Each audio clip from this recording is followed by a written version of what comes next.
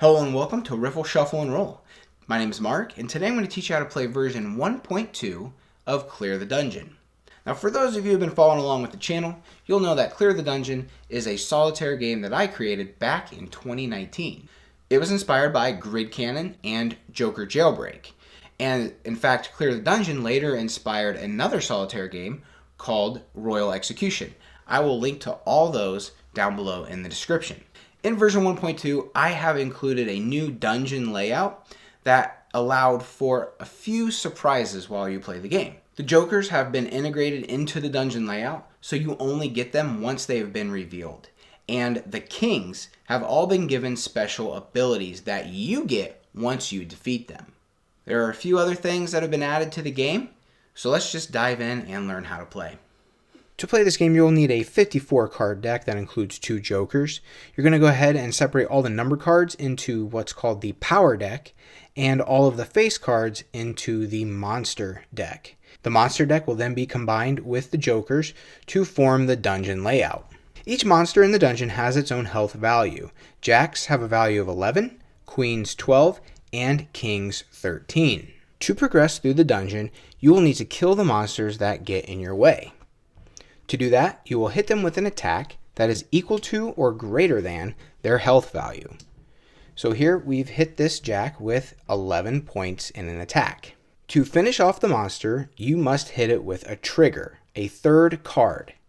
Now that trigger must be the same suit as the monster. It can be any value. The value does not affect the attack. However, the suit matters. It must be the same as the monster. So here we have hit the monster with a value of 11 and we've triggered the attack with a heart. This monster has successfully been destroyed. Kings give you a special power once they've been defeated. The King of Spades can be stacked on top of an attack card to double that card's value. The King of Clubs allows you to immediately draw a card from the Power deck. The King of Diamonds allows you to look at the bottom card of the Power deck and move it to the top so it may be drawn next. And the King of Hearts allows you to take one card from your hand and put it on the bottom of the Power deck. These are all one-time use cards, so once you use them, they are discarded. Here's the new layout for version 1.2 of the game. You will create the dungeon by laying a single card and then 2, 3, 2, 1, 2, and then 3, with all subsequent rows overlapping the previous ones. You will begin the game by flipping over the first 3 monsters. As you destroy the monsters and progress through the dungeon, new cards are revealed only after they have been completely uncovered.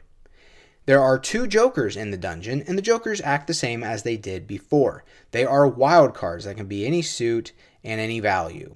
So they're very useful cards. When a Joker is revealed, you will add it to your hand immediately. Draw 3 cards to get your starting hand, and you are ready to begin playing. But there are still 3 things you need to know. First, if you get to a point where you have cards in hand that cannot be played, and that will happen, they either aren't powerful enough or they're the wrong suit, these are hits. You will discard these face down to the right of your Power deck. When you get your 5th hit, you are dead and the game ends. As you progress through the dungeon, you will, as I mentioned, come across kings. When you defeat a king, it becomes an item for you. King items go in your inventory below your Power deck and hit bar. And as soon as a Joker is revealed, it automatically gets put in your hand. So it becomes part of your hand, and then all the rules regarding your hand size are to be followed. Okay, that's it. We're going to attack this dungeon right after this message. Hey, this is the point in the video when a lot of channels would have a sponsor. I do not. So all I ask of you is to hit subscribe, ring the bell so you're notified about new videos, and give the video a thumbs up if you're enjoying it. And if you want to go that extra mile, leave a comment down below. All of those things help me out tremendously. All right, let's get back to the game. Let's begin by attacking the Queen of Hearts. We're going to go ahead and just use all 3 of these, and I'll line them up like so. 8, 9 is more than enough for the attack. The 2 of the hearts is our trigger, so I'll just put these here. Once a monster is defeated, remove it and just start a discard pile off to the side.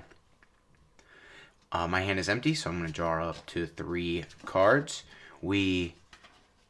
Anytime your hand runs empty, you are going to fill it back up to 3 cards, even after taking hits and emptying your hand that way. And we'll see what that's like here in a little bit. Alright, so I got a 10 of clubs, a 9 of diamonds, and a 2 of clubs. Well, I mean, the 10 is going to be a lot more helpful later on, but you got to use the cards as they come. So I'll go ahead and attack this jack with the 9 and the 2. That'll be enough to kill it, and then I'll use my 10 here on the jack.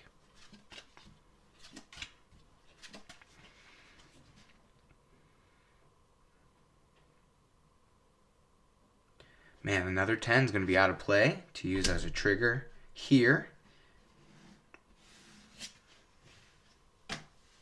And always remember to reveal your cards immediately, because that might affect how you play what's remaining in your hand. We need a spade. Now we're going to need 2 spade triggers, so that could be trouble. But I will go ahead and place the 7 here on the king and the 3 here on the jack. So the jack is ready to be killed with a trigger. The king is going to need a 6 or better, plus a spade. Okay. Well, let's get that spade into our inventory. So I'm going to go ahead and do that first. Let's get that king of spades into our inventory.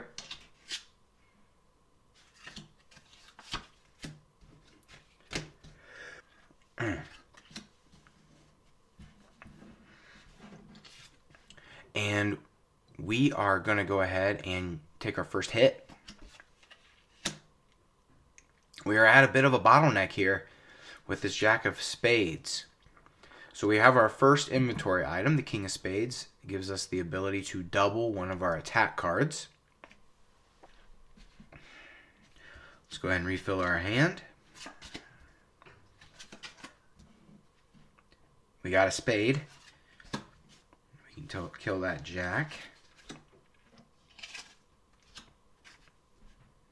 Wow.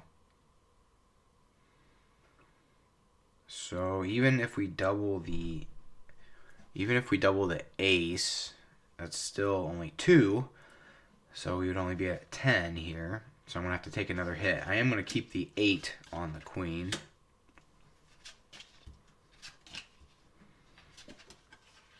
Okay. So let's use the 4. And then, oh man, I think that 6 is going to come in handy. So you got to balance. I just got rid of 3 clubs. So now in the future, I mean, this card right here could be a club that needs a club trigger as well. But then the 6 is going to be more helpful for the higher level cards, higher level monsters. All right, let's go with it. We'll just go with it and see what happens. All right, we're at the mid-level monster. Kind of a mid-level boss here. And it was a diamond anyways, so I will begin the attack on that so I don't have to take a hit. Wow, all the clubs. Let's see here. I have my diamond trigger. I can either use the 3 and the king of spades and then a trigger, and I would only be taking 1 hit. That would be my best bet. Or I'll be playing the 6 and taking 2 hits. We're going to play this king right now and get myself out of this jam. So let's go 3. I'm going to double the value of the 3. So now we're at 12. And trigger. So now all those are removed. And now I'm left with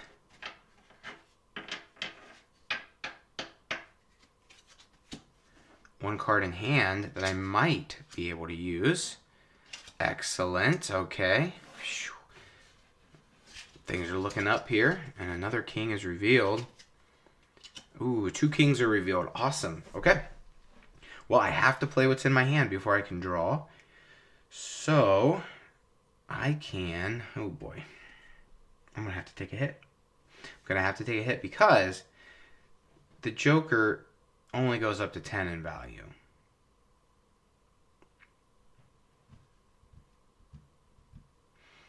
If one of these were a Jack, we would be able to kill it, or at least get partway there.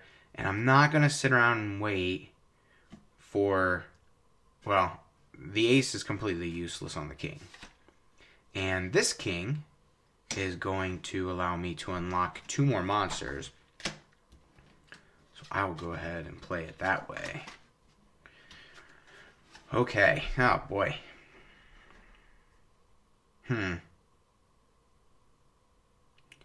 Well, I can kill the diamond. So I will. So that would be 10 plus 3 is 13. Trigger that. Keep the king. King of diamonds will let me look at the bottom card of the deck. Cooperate with me here. Let's reveal the next 2 monsters. Let's attack the middle.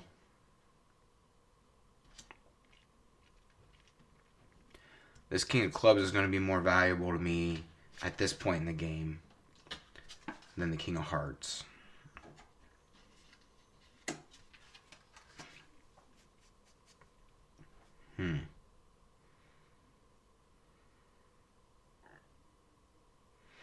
Let's go ahead. Oh, boy. So I got enough to kill. Do I wait? No, because I'll have to play it. Let's go ahead and do this. Trigger that king. We'll get them off to the side. We'll move our next king into our inventory. Once you use the king, it is removed and placed in the discard pile, as you saw earlier with the king of spades. We're sitting pretty good. I feel like we are going to finish this. So now I have a couple options. I could take a peek at the bottom of the deck and move that card to the top. I can play the club and draw a card right now. I know I'm going to attack both of these cards anyways, so I might as well exhaust my hand, draw 3 new cards, and then think about using my items. We've seen a lot of 10s and 9s come and go. But I think this 6 needs to go to the king. Let's see what happens.